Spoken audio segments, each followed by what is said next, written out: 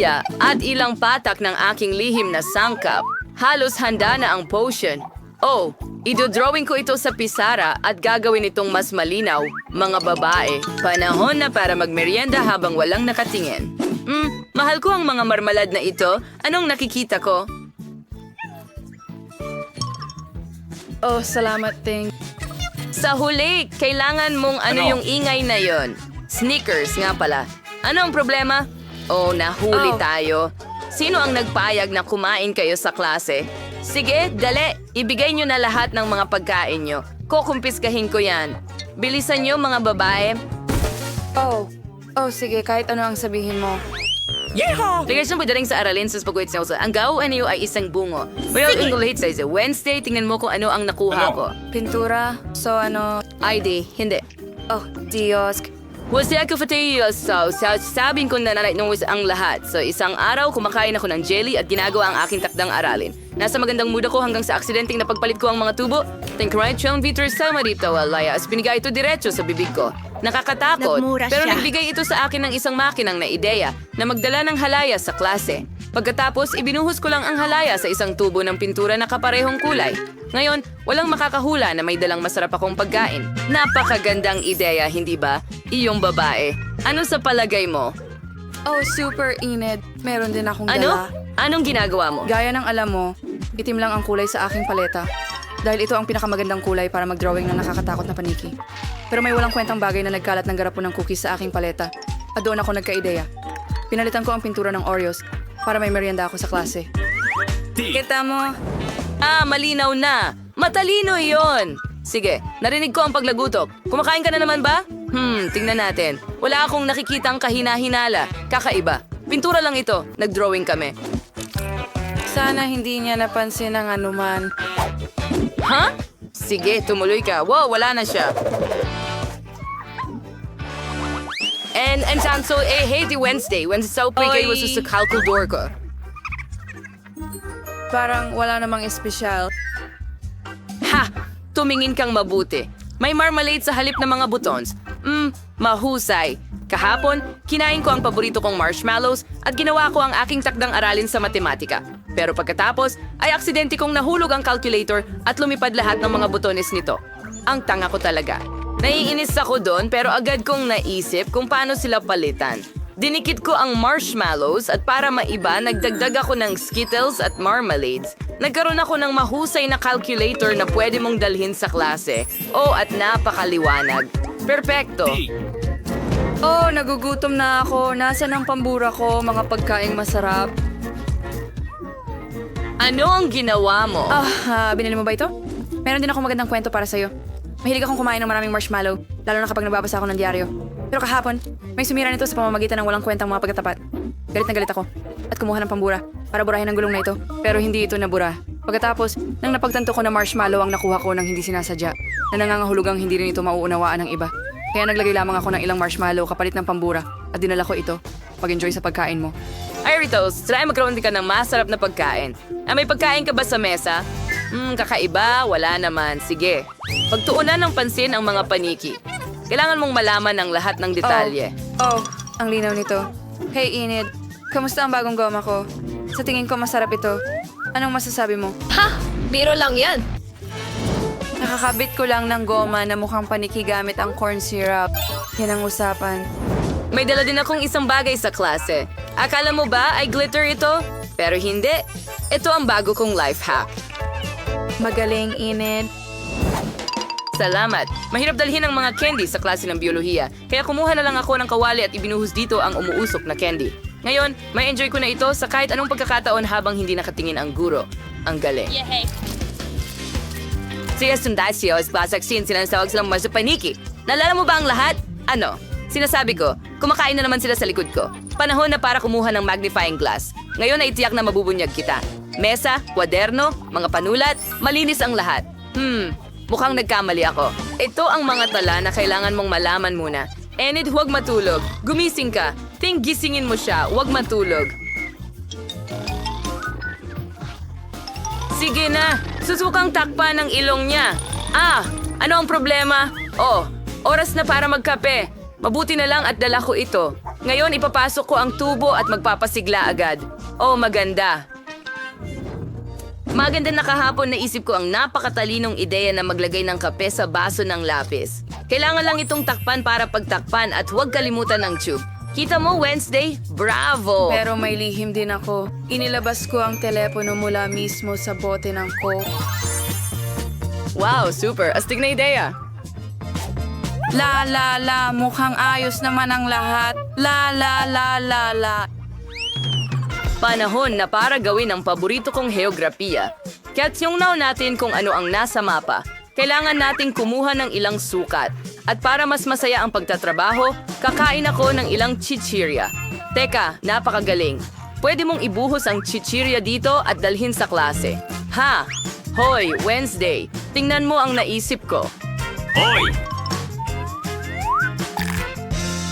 Iuwi ko da ay isang trogapagiling at sinispa proor daw. Anong masarap ang meron ka? Ipapakita ko sa'yo ngayon. Marmalade ice. Astig. Maghain ka ng ilang chips Wednesday. Salamat. Ano yung ingay? Aha! La! Ito ang pangunahing tuntunin sa geometriya. Tandaan ito. Ened, gusto mo ng biro? Mabuti. Marmalade ba yan? Siyempre, ano pa ba yon? Astig. Oh, sige.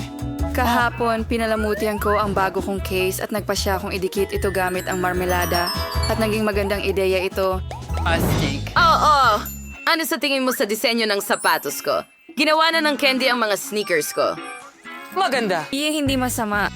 Salamat, Wednesday. Alam mo naman na mahilig ako sa lahat ng makintab. Kaya nang mapansin ko agad na bagay ang mga candy na ito sa bago kong damit, kailangan ko na lang idikit ang mga ito. Wala namang nakapansin. Nakakatawa talaga. Tingnan mo. Kahina-hinala. Sige. Oh. Nahuli ka. Ibigay mo na lahat dito. Nako, nakakainis. Wala nang matatamis sa klase. Sayang ang makukuha ng ating mga bida. Nakikita na natin na si Brian ang may pinakamaliit na laki ng noodles. Ito ang unang beses na nakakita ako ng ganitong kaliit sa buong buhay ko. Makikita lamang ito sa ilalim ng pinakamakapangyarihang mikroskopyo. At tingnan natin kung paano ito kakainin ni Brian. Sige na Brian, hindi uubra ang chopsticks. Baka tweezers pwede. Oh, si Brian ay hindi nakakakuha ng noodles. String lang nito. Paano mo nagustuhan ang noodles mo, Brian? Tapos na ba talaga? Sige, tingnan natin kung paano kakainin ni Jane ito. Meron akong medium-sized na noodles. Mahilig ako sa noodles dahil napaka-incredible at masarap. Ngayon, tikman natin ang lahat ng sabay-sabay dahil sobrang gutom na ako. Well, gusto ko lahat ito sa chopsticks at narito ang aking yummy. Subukan natin. Wow, ang sarap. Anong tinitingnan mo? Roxy, pwede ka nang magsimula. Oh, sa wakas, gutom na ako. Na nakuha ko ang pinakamalaking pakete ng noodles sa buong mundo. Ay kailangan ko na itong tikman agad. Pero para hindi na patagalin, kakainin ko ito gamit ang aking mga kamay. Mga kaibigan, napakasarap nito. Sisisiring ko ito. Ang saya mo. May mga noodles ako sa ulo ko. Ayos. Naniniwala kami sa'yo, pero maaari kang kumain ng mas maingat. Ano? Bakit ang liit ng bote ng Coke ko? Oh, sakto lang ang laki ng akin. Wow, mas malaki ang bote ni Jane at si Brian ang may pinakamalaki sa lahat. Paano mo iinumin lahat yan mag-isa? Simulan natin kay Roxy. Susubukan ko na ito ngayon at patutunayan na masarap ang akin. Sarap. Iyon na ba talaga lahat? Jane, pwede ka nang magpatuloy? Sige, susubukan ko na ito ngayon. Buksan natin ito. Sige, malapit na akong matapos. Tara na. Hiya! Nagawa ko.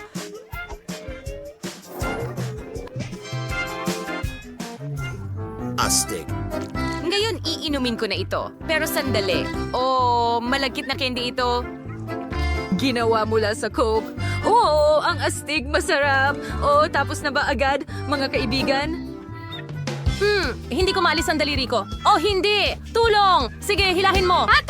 Hindi ito nakakatulong. May ideya ka ba? Oo, may ideya ako. Kailangan mong lagyan ng langis ang daliri ni Jane. Pagkatapos, madali nang matatanggal ang bote. Subukan natin. Naku! Pasensya na, Jane, pero malaya ka na. Brian, ikaw na ang susunod. Halika na. Sige, tara na. Dapat kong buksan ang boteng ito, pero hindi na talaga ito ganun kadali.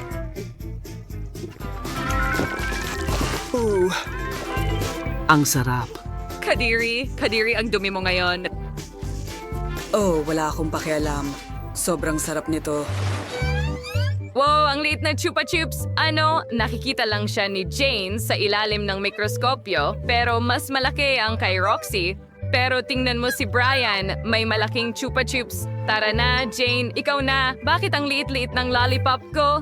Well, kakainin ko na lang ito sa ilang segundo. Sige, subukan na lang.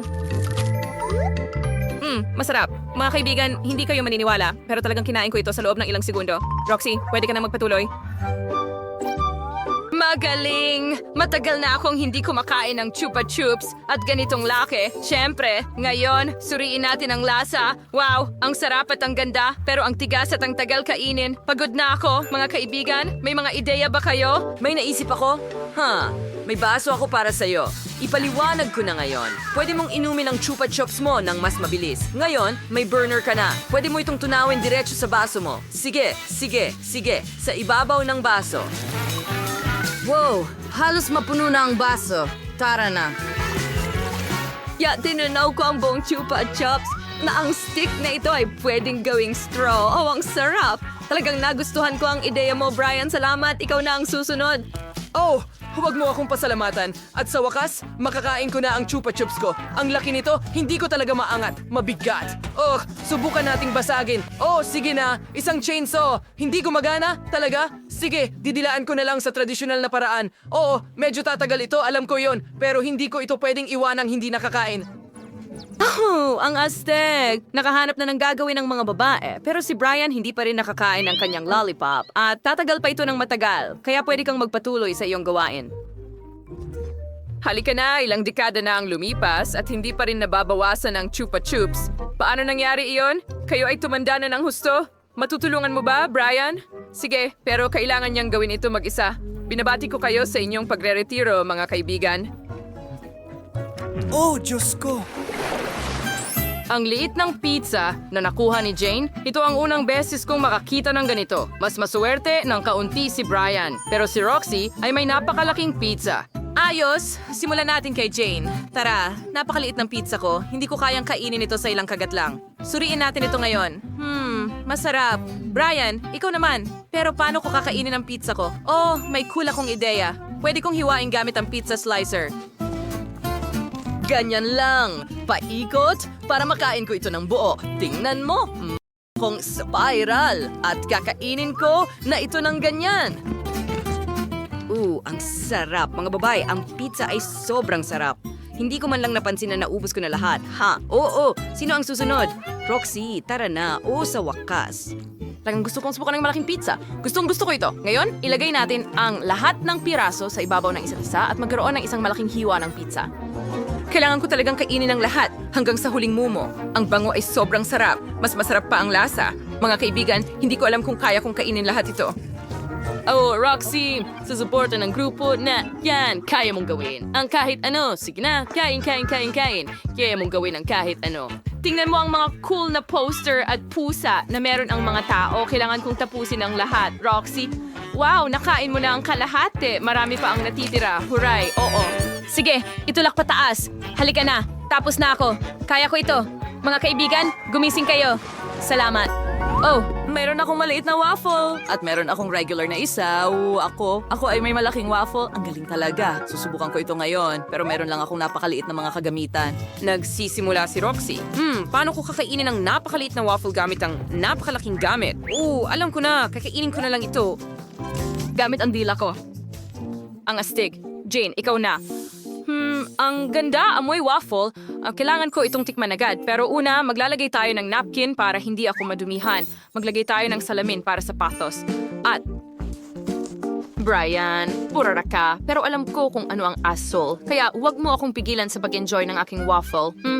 Masarap, napakasarap, Brian. Kung hindi ka makapaghintay, pwede mong kainin ang iyong waffle. Oh, may pumasok sa bibig ko. Hindi. Natanggal ko ang mga gamit ko. Well, kakainin ko na lang gamit ang mga kamay ko. Ang sarap. Ang waffle na ito ay talagang kamangha-mangha. Sobrang gutom ko kanina. At ngayon halos busog na ako. Ang sarap.